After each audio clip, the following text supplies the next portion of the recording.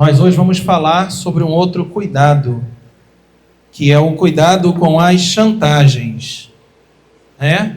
Cuidado com a chantagem.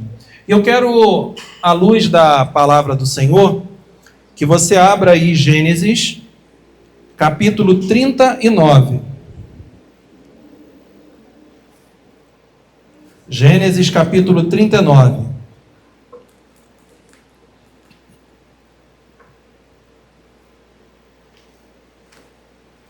Amém? Ou misericórdia? Gênesis, capítulo 39. Para quem é novo na fé, vai lá, é o primeiro livro da Bíblia. O primeiro livro da Bíblia tem muita coisa para nos ensinar, né? Com os cuidados que eu tenho feito a série de mensagens, e não está diferente hoje. Vamos colocar de pé. Diz assim a palavra do Senhor: José foi levado ao Egito e Potifar, oficial de Faraó, comandante da guarda, egípcio, comprou dos ismaelitas que o tinham levado para lá. O Senhor era com José, que veio a ser homem próspero, e estava na casa de seu senhor egípcio. Vendo Potifar que o Senhor era com ele, e que tudo o que ele fazia o Senhor prosperava em suas mãos, logrou José mercê perante ele, a quem servia, e ele o pôs por mordomo de sua casa, e lhe passou às mãos tudo o que tinha. E desde o que fizera mordomo de sua casa, e sobre tudo o que tinha, o Senhor abençoou a casa do egípcio por amor de José. A bênção do Senhor estava sobre tudo o que tinha, tanto em casa como no campo. Potifar, tudo o que tinha, confiou às mãos de José, de maneira que, tendo-o por mordomo, de nada sabia, além do pão com que se alimentava. José era formoso, de porte e de aparência. Aconteceu depois destas coisas, que a mulher de seu senhor pôs os olhos em José e lhe disse: deita-te comigo. Ele, porém, recusou e disse à mulher do seu senhor: tem-me por mordomo o meu senhor, e não sabe do que há em casa, pois tudo o que tem me passou ele às minhas mãos. Ele não é maior do que eu nesta casa, e nenhuma coisa me vedou, senão a ti, porque és sua mulher. Como, pois, cometeria eu tamanha maldade e pecaria contra Deus? Falando ela a José todos os dias, e não lhe dando ele ouvidos, para se deitar com ela e estar com ela, sucedeu que certo dia veio ele à casa para atender aos negócios, e ninguém dos de casa se achava presente. Então ela o pegou pelas vestes e lhe disse: deita-te comigo. Ele, porém, deixando as vestes nas mãos dela, saiu, fugiu para fora. Vendo ela que ele fugira para fora, mas havia deixado as vestes nas mãos dela, chamou pelos homens da sua casa e lhe disse: vede, trouxe-nos meu marido este hebreu para insultar-nos. Veio até mim para se deitar comigo, mas eu gritei em alta voz. Ouvindo ele que eu levantava a voz e gritava, deixou as vestes ao meu lado e saiu, fugindo para fora. Conservou ela junto de si as vestes dele, até que seu senhor tornou a casa. Então lhe falou segundo as mesmas palavras e disse: o seu servo hebreu que nos trouxesse veio ter comigo para insultar-me. Quando, porém, levantei a voz e gritei, ele, deixando as vestes ao meu lado, fugiu para fora. Tendo o Senhor ouvido as palavras de sua mulher, como lhe tinha dito, desta maneira me fez o teu servo. Então se lhe acendeu a ira. E o Senhor de José o tomou e o lançou no cárcere, no lugar onde os presos do rei estavam encarcerados. Ali ficou ele na prisão. O Senhor, porém, era com José. Ele foi benigno, ele deu mercê perante o carcereiro, o qual confiou às mãos de José todos os presos que estavam no cárcere, e ele fazia tudo quanto se devia fazer ali. E nenhum cuidado tinha o carcereiro de todas as coisas que estavam nas mãos de José, porquanto o Senhor era com ele, e tudo o que ele fazia, o Senhor prosperava. Pode sentar.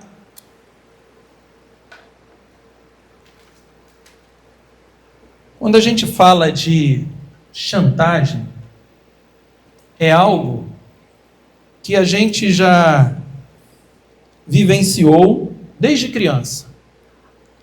É lá na infância, no jardim, nas primeiras séries, quando a gente começa a falar, tem um determinado coleguinha que fala assim: se você não fizer isso, eu não sou mais seu amigo. Eu acho que isso já deve ter acontecido com você. E às vezes a gente leva isso como algo muito tranquilo de se lidar na infância. Às vezes o pai vê, a mãe vê, acha até bonitinho, né? Tão bonitinho, olha o que meu filho fez, o que minha filha fez. E a criança já está lidando com o sentimento de chantagem, de querer ter algo em troca por aquilo, ou por um relacionamento, ou às vezes o pai e a mãe pede a criança para fazer alguma coisa e tem uma troca, né? Eu só vou fazer se você me pagar.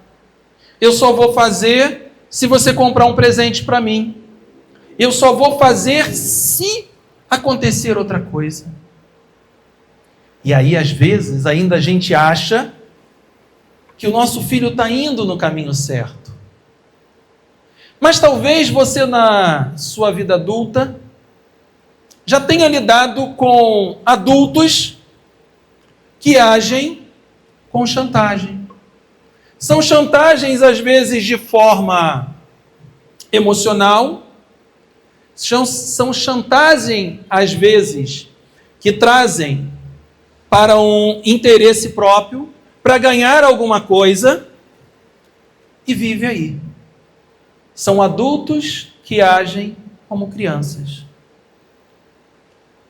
E há alguns anos atrás, ficou bem conhecido a história de uma atriz que teve o seu computador, a sua rede social, seu celular invadido, e que expuseram a intimidade dela.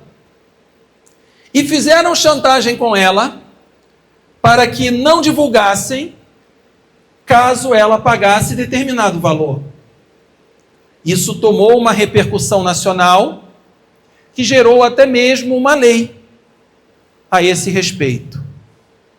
E quase sempre a chantagem ela vem atrelada a um sentimento de intimidação. Porque você não consegue fazer uma chantagem sem você intimidar aquela pessoa que está sendo o foco da chantagem, né? E eu quero ver com você, porque a gente está aqui falando da história de alguém que já vinha sofrendo com a inveja de seus irmãos, com o desprezo de seus irmãos, com alguém que tinha sido jogado num poço e alguém que tinha sido vendido como bicho para os ismaelitas. E esse alguém tem um nome, e esse alguém é José. José passou por isso, pela não aceitação de seus irmãos, pela intimidação, pela falta de amor. Eu acredito que ele não esperava, como a gente não espera de um irmão, tamanha afronta, tamanho desprezo, ao ponto de querer vender o seu próprio irmão como um bicho, como um animal. E esse rapaz chega num lugar onde Deus mostra mercê dele, fala que conhece ele, que é com ele, e começa a exaltar ele. Parece que se acontecesse com a minha ou com a sua vida, nós iríamos falar: agora é o meu tempo de vitória.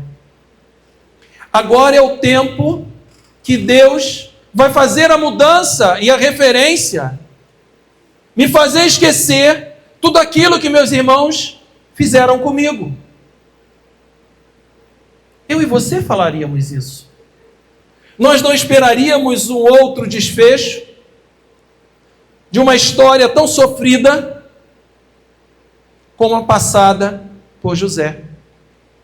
Se a história de José parasse aqui, eu e você iríamos querer uma história assim para as nossas vidas. Mas o que acontece? A história de José não para ali. E o Senhor é com ele. E quase sempre, quando o Senhor exalta a nossa vida, vai ter sempre alguém querendo tirar o seu tapete. Vai ter sempre alguém querendo te intimidar. Vai querer sempre alguém querendo estar no lugar onde você está. E a Bíblia fala que o Senhor era com José. Se você olhar aí, no verso 2, diz: o Senhor era com José. E esse o Senhor era com José fez com que ele gerasse prosperidade. Prosperidade que não era uma prosperidade para ele, mas era uma prosperidade que em tudo aquilo que ele tocava, Deus multiplicava. Você conhece gente assim? Você conhece? Você conhece gente que, se o negócio tivesse na mão de outra pessoa, tinha afundado. Às vezes aquela pessoa pegou aquele negócio afundado, mas ela conseguiu levantar e das cinzas gerar um grande império financeiro, de negócio. Assim era José. E aquilo chamou a atenção de Potifar. Potifar falou assim: rapaz, esse menino hebreu é bom, é um bom administrador. Quem não quer estar perto de vencedor? Todos nós queremos estar perto de gente que faz a coisa acontecer. Todos nós queremos estar no lugar onde tem prosperidade. Mas você não quer estar no lugar do derrotado.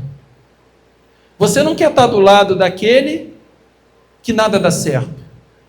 Então, Potifar falou assim: eu vou levar esse menino para minha casa, para ele administrar a minha casa. E o nível de administração da casa de Potifar era tão grande que Potifar não sabia quanto custava mais um pão. A Bíblia fala que ele só sabia que estava lá o pão. Como foi feito, quando comprou, de que forma comprou, ele não se preocupava. E a riqueza de Potifar aumentava com aquele jovem. E quando a riqueza na vida do homem, da família aumenta, em consequência da sua mulher também, e a mulher começou a ver que aquele menino, ele era alguém que tinha algo diferente, que ele tinha esse comando de prosperidade, e que tudo aquilo que ele tocava acontecia. Mas ela não se conteve a isso. E ela falou assim: eu quero ele para mim. Eu vou trair o meu marido com esse menino. E a Bíblia fala que ela chegou e cantou ele. O que é o cantar? É chegar lá, né, para as crianças aí, falou: estou interessado em você. Falou para ele. E ele falou assim: essa mulher é louca. Essa mulher é casada, minha patroa, O marido dela confiou a casa a mim, e essa mulher quer trair o marido comigo. Tem gente que ia falar assim: ninguém está vendo, eu vou embarcar nessa. Só que ninguém está vendo, mas Deus estava vendo. E ele chega e fala para ela assim: como eu posso fazer isso contra o meu Senhor e contra Deus? Esse menino, ele era bem sucedido. Ele era o primeiro na casa. Mas ele estava a ponto de perder tudo aquilo que ele tinha. E aí, o que eu acho interessante é que essa mulher, ela começa, fala e não para. Ela insiste com ele na tentativa de convencer a José a cair no seu plano. E ela diariamente fala para ele: eu quero ficar com você. Qual o problema? E já viu quando vem a tentação? Parece muitas das vezes que o ápice da tentação vem em situações propícias para que aquilo aconteça. A Bíblia fala que não tinha ninguém na casa. Não tinha ninguém. A mulher era mais convincente naquele momento, porque quem iria ver? E aí, José, ele não aceita a proposta da mulher. A proposta da mulher de Potifar. E ela agarra ele pelas roupas e ele foge. E quando ele foge, parte da roupa dele fica com ela. E agora, o que ela faz? Ela muda a história. Ela muda a história. E ela, que era algoz, passa a se fazer de vítima. Da santa, da puritana, de quem quase foi incestada. Quantas vezes isso acontece com a gente? Você está sendo chantageado em várias áreas, e aí o chantageador muda a história. Ele que é o algoz passa a se tornar vítima. Isso aconteceu ali. Cada um de nós temos fragilidades, temos as nossas emoções, temos os nossos desejos. E quase sempre, quem chantageia, ele vai buscar qual é o nosso ponto mais frágil. Aquilo que pode nos fazer titubear. Mas ele se alimenta da fragilidade alheia. Quem gera a chantagem, ele não está preocupado com o que vai acontecer com aquele que sofreu a chantagem. A mulher não queria saber o que iria acontecer com José. Ela simplesmente foi lá e mudou a história. Quantas pessoas hoje têm sofrido com isso? São pessoas, muitas das vezes, que são reféns em casamentos. São reféns, às vezes, dentro do trabalho. São obrigadas, muitas das vezes, a fazer situações que não querem a fazer por uma fragilidade. Porque falam: se você não fizer, eu vou falar isso de você. Eu vou falar aquilo que eu sei a seu respeito. E aquilo que é a seu respeito e a meu respeito, é aquilo que é a sua e a minha fragilidade. Só que a chantagem, ela se fortalece quando tem a insistência. O verso 10 diz: falando ela a José todos os dias. José já estava cansado. José estava numa situação em que não aguentava mais a mulher falar. Quantas vezes o inimigo faz isso?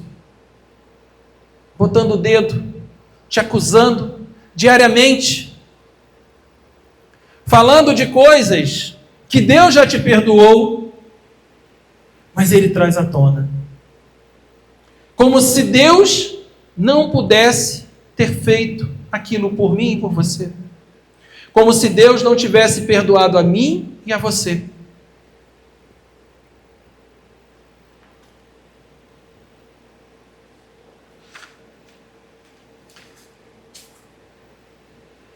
Mas o que mais nos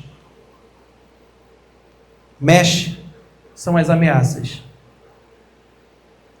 Quantas pessoas hoje caem em golpes por causa de quê? Ameaça.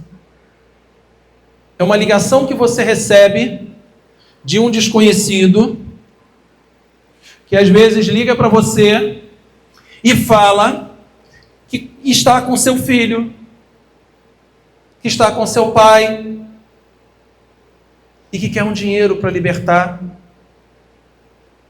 Uma ameaça. E às vezes essa ameaça vai lá, uma chantagem. E às vezes você não tem o tempo de ligar para aquela pessoa.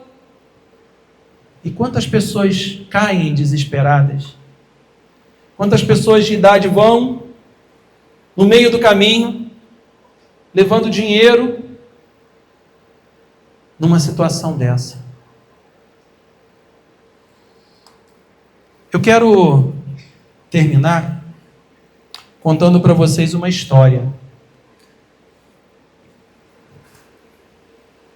Tem uma historinha aí para contar para vocês. Vocês gostam de história? Então eu vou contar, vou ler uma historinha para vocês.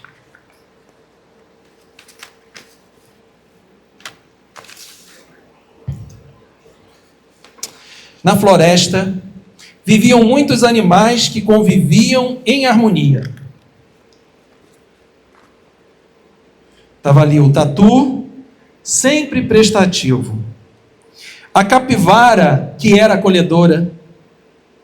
O sabiá, mensageiro, atento e ágil.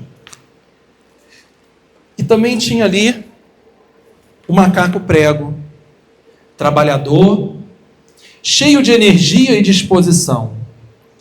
A comunidade funcionava como uma grande família, quase como uma igreja.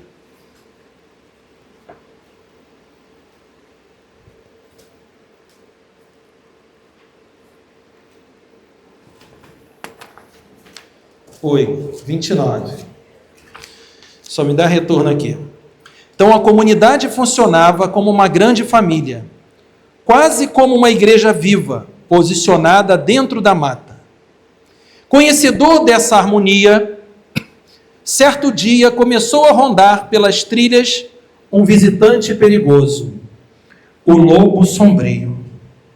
Ele não atacava com mordidas, atacava com pressões emocionais. Ele não rugia, mas insinuava. Ele não empurrava, mas culpava. Descobriram uma arma invisível, a chantagem emocional. Ele era esperto. Observava primeiro a fragilidade de cada animal. Quando encontrava uma preocupação, um medo ou uma necessidade de ser aceito, se aproximava com um ar simpático, E então lançava suas ameaças emocionais. Para o tatu, ele falava: se você não fizer isso para mim, vou contar que você é preguiçoso. E o tatu, com medo de parecer incapaz, fazia o que ele queria. Para a capivara: se você não concordar comigo, vou fazer todos se voltarem contra você. E a capivara se enchia de ansiedade e fazia o que o lobo queria. Para o macaco prego: se você não me ajudar, vou falar para o grupo que você só pensa em você. O macaco prego, com medo da má reputação, se desgastava e fazia o que o lobo queria. Já para o sabiá, ele falava: se você não ficar do meu lado, vou dizer que você é o fofoqueiro daqui da região. O sabiá, tremendo, se calava e fazia o que o lobo queria. Assim, a chantagem emocional, ela não quebra ossos, mas fere a alma.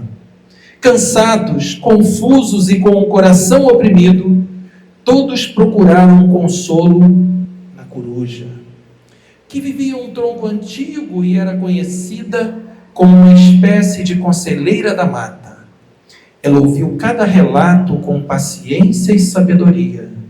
Depois falou com voz firme e suave: o lobo sombrio só domina quem tem medo de perder algo: a imagem, o afeto dos outros ou a sensação de pertencer. Os animais se olharam, compreendendo pela primeira vez o que estava acontecendo. A coruja continuou: chantagem é quando alguém tenta controlar você através do medo, da culpa ou da ameaça. Isso não vem de Deus e não produz vida. E então ensinou 3 princípios espirituais para se libertar da chantagem. As 3 defesas espirituais contra a chantagem são: identidade firme no Criador.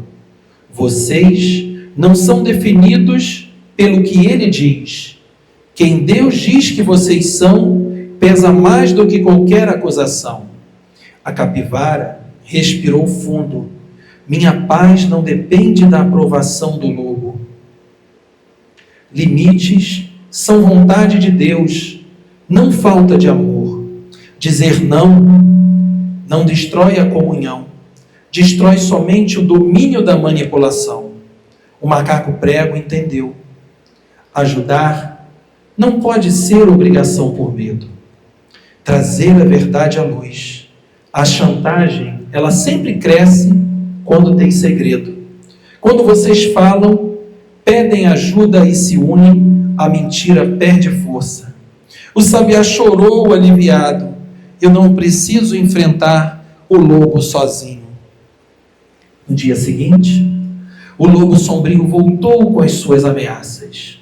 Encontrou o tatu, que falou: se não me obedecer, vou te chamar de preguiçoso. O tatu respondeu: minha identidade não depende da sua opinião.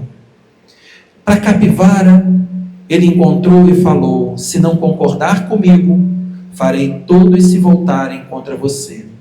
A capivara, serena, falou: eu não vivo para agradar a chantagem. Com o macaco prego: se não me ajudar, vou dizer que você é o fofoqueiro da região. O macaco prego, firme, falou: minha vida não é controlada por ameaças. Com o sabiá: se não ficar do meu lado, vou inventar mais coisas a seu respeito. O sabiá cantou de forma clara: a verdade ecoa mais longe do que a mentira. Sem medo para se alimentar, o poder do lobo sombrio murchou. Sua sombra diminuiu, sua manipulação perdeu a força. E ele teve de aprender a conviver sem controlar ninguém nesta parábola. O lobo sombrio representa o chantagista. Alguém que usa medo e culpa para controlar. Os animais da mata representam pessoas com medos reais inseguranças humanas e feridas emocionais. A coruja, ela representa o papel pastoral, que orienta, ilumina e fortalece. Talvez você esteja passando por um momento de chantagem, ou já passou, e foi difícil sair dele, porque muitas das vezes você não conseguiu falar o não, porque você não sabia dar limite. Quase sempre a pessoa que faz a chantagem, ele não quer somente um sim ou um não, mas ele quer explicação. E quando você não dá explicação, você vai acabando com o chantagista.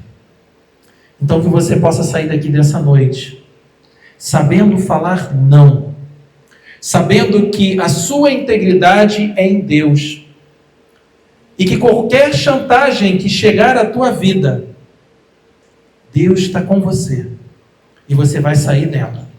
Fica de pé no seu lugar. Eu quero convidar você, nesse momento, para você estar clamando a Deus, se você está passando, nesse momento, por uma questão de chantagem, seja ela financeira, seja ela emocional, seja ela até mesmo espiritual. Alguém que está falando para você que você tem que fazer alguma coisa, senão Deus não vai te ouvir. Então eu quero que você abaixe a sua cabeça, esteja orando, mas se isso não está acontecendo com você, e você sabe de alguém que está passando por essa situação, que você possa estar clamando pela vida dessa pessoa, para que Deus possa estar dando direção, libertação nessa vida. Porque parecem coisas simples que a gente fala, parecem situações que não tem muito o que falar na nossa vida. É a chuva. Mas é algo que Deus ele vai fazendo, Ele vai trabalhando nas pequenas coisas da nossa vida, para que quando essas pequenas coisas estejam todas trabalhadas, Ele vai nos colocando em lugares maiores, em situações maiores, e vai tratando coisas maiores na nossa vida. Baixa a sua cabeça. Pai, te agradecemos, Senhor, por tudo que o Senhor tem feito. Te agradecemos porque Tu és um Deus que está sempre presente conosco. Tu és um Deus que em momentos de dificuldade, quando pensamos que estamos só, Tu estás ali. Tu estavas com José, esteve com José antes de chegar à casa de Potifar, enquanto poderia ser um momento de alívio, de tranquilidade, passou por mais uma situação sendo chantageado. Ó Senhor, que Tu possa estar libertando, Senhor, aqueles que nesse momento estão aprisionados, Senhor, pela chantagem. Pela chantagem, Senhor, em diversas áreas, Senhor. Pessoas que se alimentam da fragilidade do outro. Ó Senhor, tenha misericórdia, Senhor. Intervenha sobre essas vidas, Senhor. Toca, Senhor, também na vida desse chantagista, dessa chantagista. E que Tu possa estar mudando, Senhor, a história. Que Tu possa estar, Senhor, revertendo, Senhor, aquilo, Senhor, que é para o mal, que Tu possa estar trazendo para o bem. Te agradecemos por tudo. Toma, Senhor, aqueles que estão aqui nessa noite, em Tuas mãos. Guarda o retorno aos nossos lares. E que Tu possa tomar também, Senhor, aqueles que não estiveram aqui essa noite. Que onde estiverem, o Teu Santo Espírito esteja com eles. Guardando, Senhor, no retorno de viagens. E também, Senhor, que Tu possa estar abençoando, Senhor, toda essa semana que se inicia hoje. Eu te agradecemos em nome de Jesus. Que a graça do Senhor Jesus, o amor de Deus o Pai, as doces consolações do Espírito Santo de Deus, estejam com todos nós e com todo o povo de Deus espalhado pela face da terra, desde agora e para todo sempre. Amém. Deus abençoe.